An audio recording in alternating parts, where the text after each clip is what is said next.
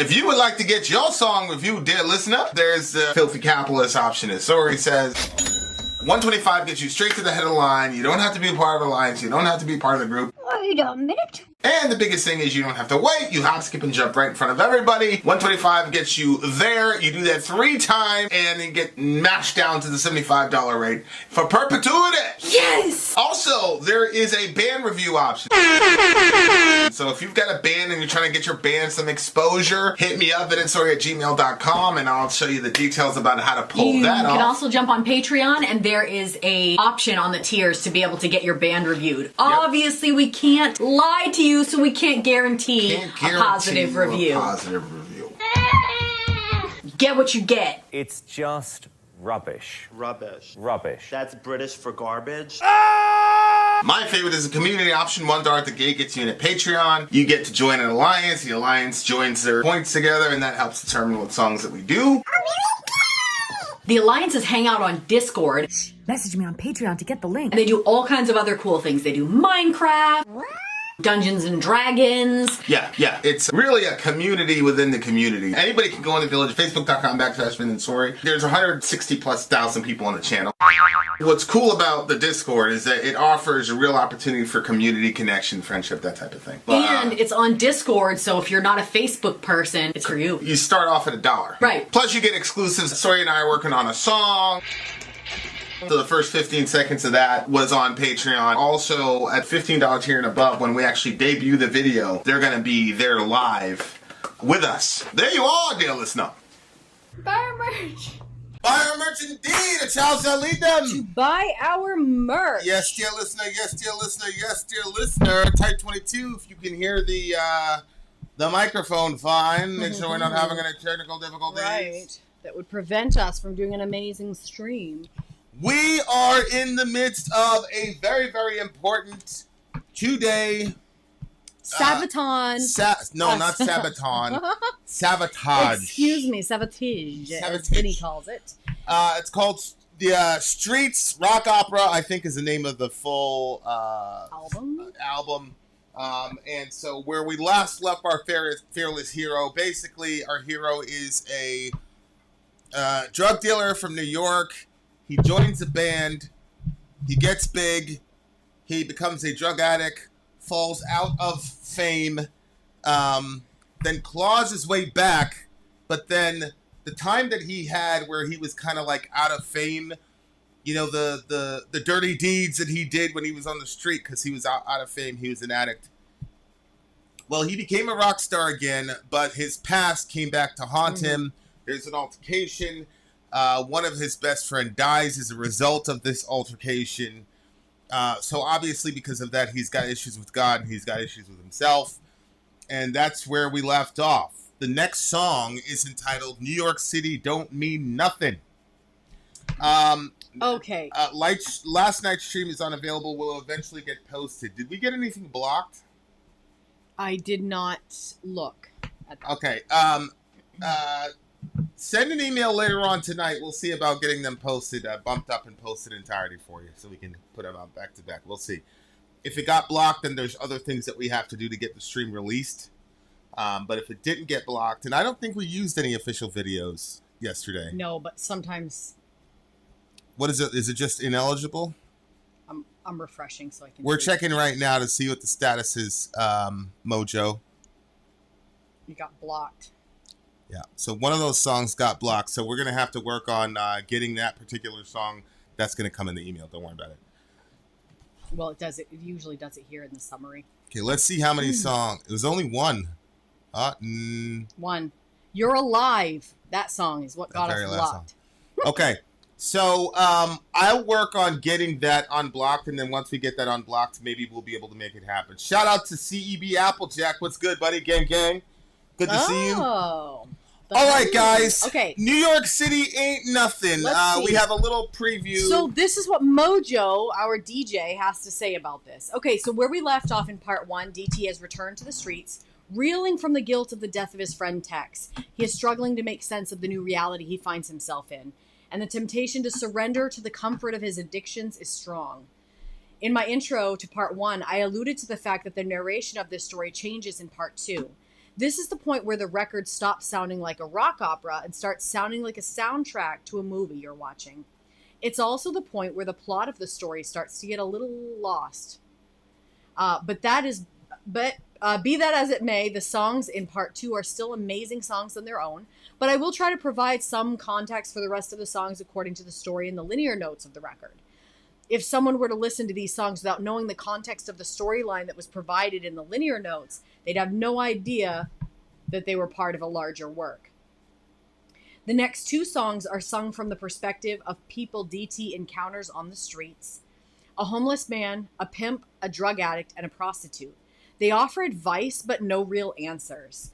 So track 10, New York City Don't Mean Nothing, is next. For all of my Beatles fans who attend these streams, and I'm looking at you, Dwayne, there is a Beatles Easter egg in this song. John Olivia is a huge Beatles fan. Oh, no! It's not hidden. It's plain as day, and if you miss it, turn in your Beatles superfan card immediately. And because I'm such a nice guy, I'll give you a hint, even though I don't think it's necessary. The Easter egg is not a song lyric.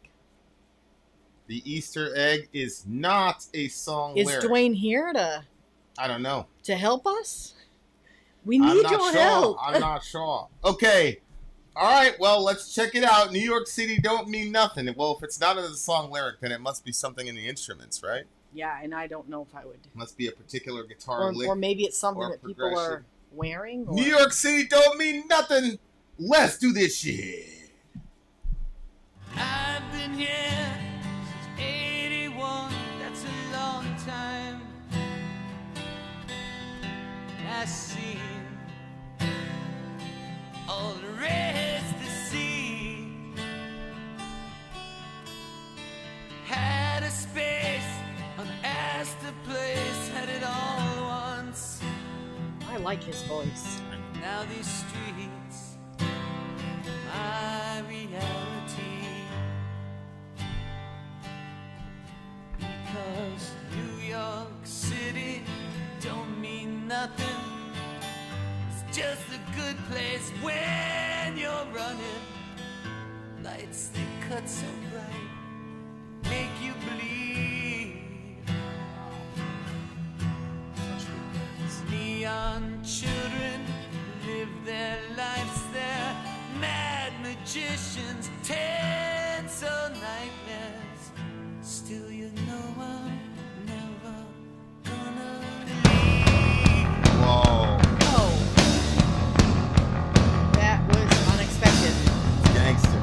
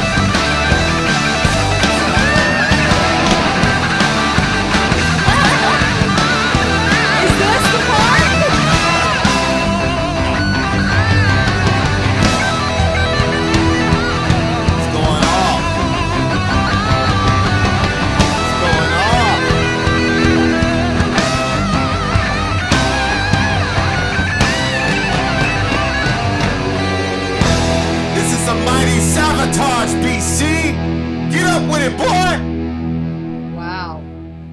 Let's go! New York City don't mean nothing. It's just a good place when you're running. Still, you know I'm never gonna leave.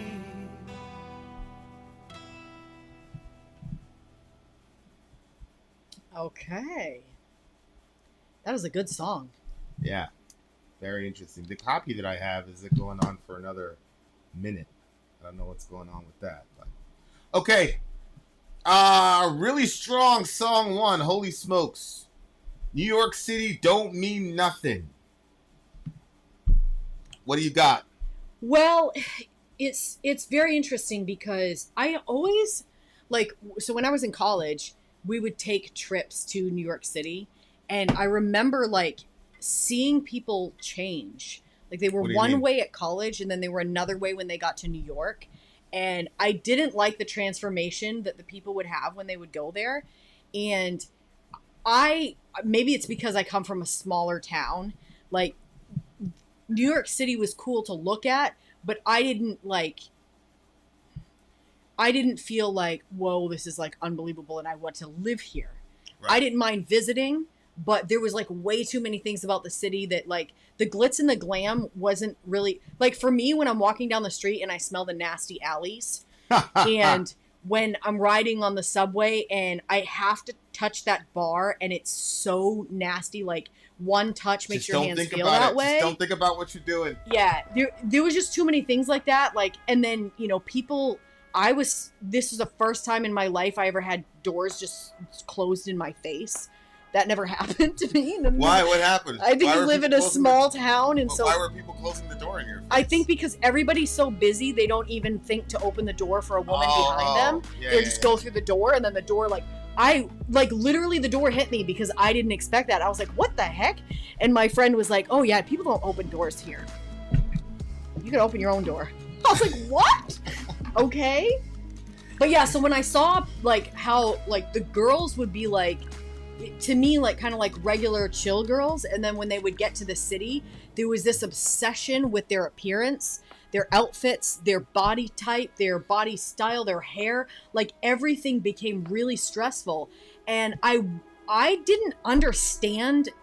I still don't understand what was going on, because the city to me was who's gonna notice you? I know. I mean, I know. Really? I know. If you came to my town and you were all fixed up like that, you would get noticed. But you're not noticed here. Nobody's noticed here. So I didn't understand that. So yeah, to me, when he says, where did he say? Because New York City don't mean nothing. It's just a place when you're running, lights that cut so bright they make you bleed. That to me that's how I saw New York. I saw lots of homeless people on the side of the road, lots of people just rushing past them. It was cold. I don't like stuff that feels unfriendly, and it felt very unfriendly. Like I said, it was a fun place to visit and go around and see the sights and whatever, but it wasn't. I can see how if you were running, it would be a good place to kind of blend into the crowd, but yeah, but again, New York, especially at that time period, New York and LA functioned as that's where you would go to get your big break. Mm-hmm. That's one of the interesting thing about millennials is that New York City and LA are not as important anymore, because you can become something from your own home with a camera, and you'll have have access to, it's like I was telling you, more people have seen us and have seen Clark Gable, which is ridiculous. But so those used to be the only two places you could go if you wanted to make it as a personality. Mm-hmm. And then of course that led to a lot of, taking advantage of kids, Skid Row. Oh, forcing kids into prostitution, all that kind of stuff, because Skid you got Row? all these young, Isn't there a band? Yeah. So I'm like, what are you talking about? What was Skid Row? Well, it's a specific area in New York. It's a very terrible area. It's downtown by Okay. No, I don't think Skid Row's in New York, actually. I think Skid Row is in Hell's Kitchen is in New York. Skid Row, I think, is in LA. So anyway, either way, you had both of those cities would attract people because LA is obviously the movie thing, and then New York has Madison Avenue, it's very influential. I don't think, like I said, this character, it was the strangest thing. I'm following this person on YouTube, and she basically said, I have to do YouTube. She's like, either YouTube or basically she's gonna jump off a bridge or whatever. What? Why? Because she doesn't want to work a regular job. Oh, yeah. You know, so she's like, YouTube has to work. And then there's all these people underneath it saying, yeah, exactly the same thing. I was like, holy shit. Like, What's her channel? She's got like 850 followers. I'm not going to mention who she is on air because she says a lot of terrible stuff because she's trying to get attention. Oh. Which is how I ended up following her. But it's just crazy. Like, the mindset is different. Like, I still think that's a horrible mindset, but I think it's better than I'm going to, you know, jump on a bus and go all the way to LA, have no friends, no family, and I'm going to be a waiter and then I'm going to make it big and famous. Mm-hmm. You know, that doesn't happen to 99% of the people that end up in those situations. So, but now the other side of it is that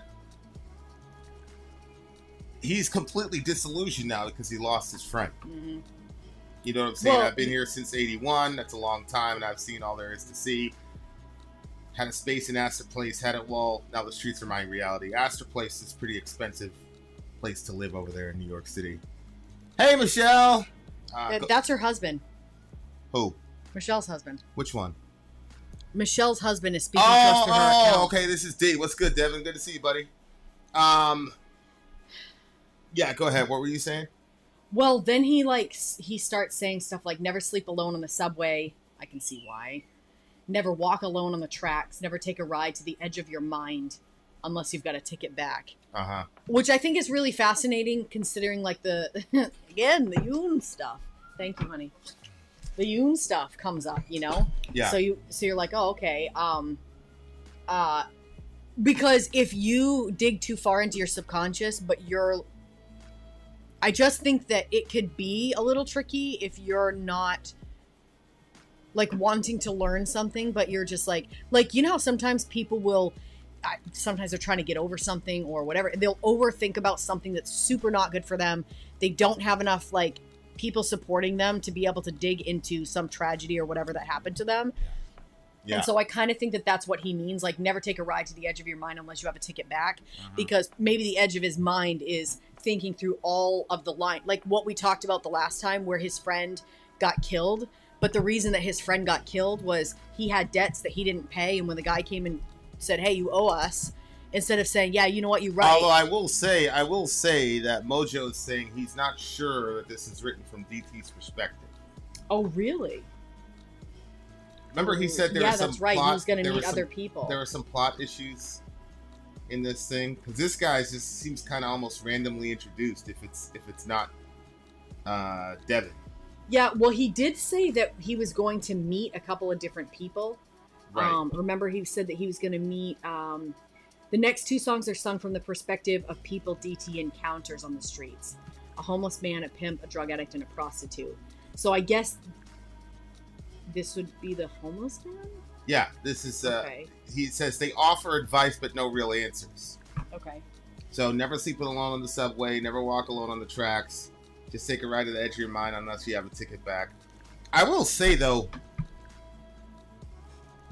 people seem to be a lot crazier in New York. And maybe it's just the raw math, like, the more compact it is, the more the chances of, you know, are crazy. But just really weird stuff. And when I first got there, there, you know, like my teacher in Florida told me one time, it's funny that she was like, it was the dead heat of summer in August, and she pulls into this elevator, and there's like this 6'2" transvestite in a real wool coat. It was like 100 degrees, and like, why? I wonder why. The 6'2" transvestite with like just stuff that you're like, yo, that doesn't make any sense. Like, you know what I'm saying? Like, what are you doing? Yeah. Like, that's commitment to the craft, I guess. Yeah. But like, you do see people. I don't know. It lends toward like losing your mind. Like, there's an actual like diagnosable issue in Israel I forgot what it's called. It's a certain kind of delusion where when people touch down in Israel, they believe that they're the incarnation of like one of the prophets. What? Like it's a real thing. Like, so you go to Israel, to, walk where Jesus walked or whatever, and then people get this sort of crazy psychological thing where they think that they're a prophet and they're a reincarnation of a prophet. And Like, they how truly, often does that happen? like, enough for it to be a diagnosable issue. It's like this weird religious mania that happens when people land in Israel. So That's so weird. So part of me does feel like, there is something to like certain places making you crazier than others in certain ways. Yeah. Because Oh, I wow, remember when I that's- first came to New York, like everything I saw was just mind-boggling to me. And then like, I don't know, like 3 or 4 years later, I'm sitting in the situation and there's like a naked woman being dragged around on a leash. And I was like, oh yeah, like, Yeah, you told me. you know what I'm that's so saying? Like weird, just and which is crazy. Like that's a crazy Yeah. mindset to have. Oh, absolutely. And the Absolutely. fact that I was 15 years younger than Yeah, Dorian. it's so crazy. I was younger What? than Dorian when I was at that club, seeing that shit. So, like, like, but I was like, obviously, I was like, huh, this is crazy. Like, I can't believe this is legal. You know what I'm saying? Because I'm like, No kidding. Yeah, but yeah, it was pretty crazy. As you're saying, it would be crazy enough to see something like that, the fact that that's happening. But when you get to the point where you're just like, I mean, that's even crazier. yeah, it's hard to explain, Like 20 but or 30 seconds or something. And a fork, please. it's hard to explain, but yeah. It was the city does make you almost have to like adopt a certain kind of mania yourself to to maintain your stasis, because Yes. there's a lot of things that are going on at the same time, like all at the same time. Like God. that's happening, but then there are safety issues. There's always somebody trying to hustle you. There's always somebody trying to do this and that. Mhm. You have to be cognizant of what neighborhood you're in. So my point is like these things that are massive novelties to regular people when you're from New York, like you're almost, it's kind of like what Hoffman says about evolution. Like where evolution is gonna bias us toward fitness payoffs. It's not gonna bias us towards seeing reality as it is, right? So you quickly realize that if you look at these novelty items and novelty people and you get distracted by them, you're either going to miss your train, you're going to get robbed, something's going to happen, right? So then your mind starts adjusting and saying, yep, that's crazy, and then you just move on because you have so many other things that you have to balance out. Oh my gosh. You see what I'm saying? And so because of that, you become a certain kind of crazy yourself, where the window to what you will do in a public environment shifts, right? Like for me, like when I first came to New York, like the concept of getting in a physical altercation, like I never worried about the authorities. I was always like, hey, if I win, I win, I lose, I lose. And then a couple years later, when we were about to have a conflict with some dudes, like I wasn't even worried about them. I was worried about the authorities because it changed. We changed. You know what I'm saying? So it wasn't about like, Wow. oh, I can match up with this guy. I took X years of boxing and taekwondo. Now it was just like, who had the better plan? Wow. Yeah. You know what I'm saying? Yeah. So your mind, changes over time in New York, and it does kind of affect how you Wow, that's wild.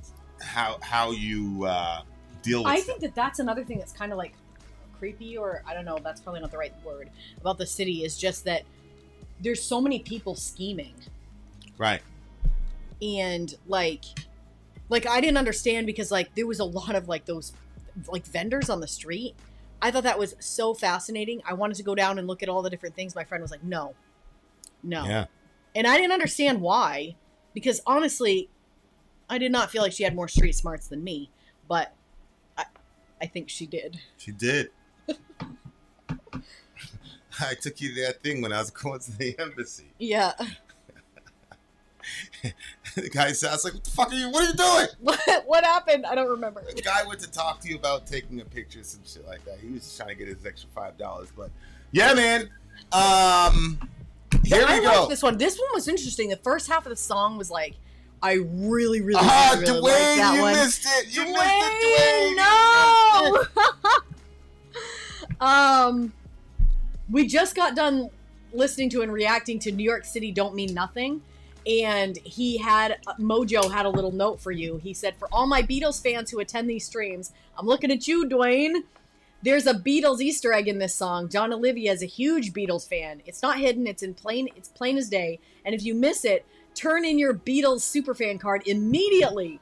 And because I'm such a nice guy, I'll give you a hint, though. It was in, he said it wasn't in the lyrics.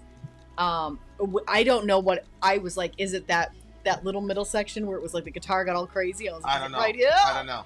So it was something relative to Eleanor Rigby. Yeah, we needed you here, and you were late. Also, when a skinny, jittery woman holding a crack pipe offers to give you money to take her somewhere, roll up your window and drive away. You know, that didn't really happen to me a lot. That really didn't happen to me a lot. You know why? Because I always had some bad bitch right here. I always had a bad bitch right there. Okay. This was a 9.7 for me, coming out strong again. Yeah. Coming out strong again. 9.7. Freaking Mojo. This is the most underrated band of all time. They really are. That's so disappointing. I don't understand how like the know. singer and the guitarist themselves, like I don't understand how everybody's not talking about these people. Yo, whoever was a publicist for this band, you should be fired, bro. Honestly, wallahi, we should fire you, bro. Honestly. Yeah, but you remember what happened? Huh? They had bad managers at the beginning. I didn't know. have any of their money. It's like, and they what? stay having bad managers, bro. What the hell is wrong with these people? Hey, Savatage, come to me for a small fee. We will review your song. Anyway, we guys for less than DT's debt. This is just the beginning. Sit back, relax. We got the rest of Ghost Streets, in Ruins, the rock Ruins opera coming through. Ghost in the Ruin is next. Vin out. Sori out. Gone.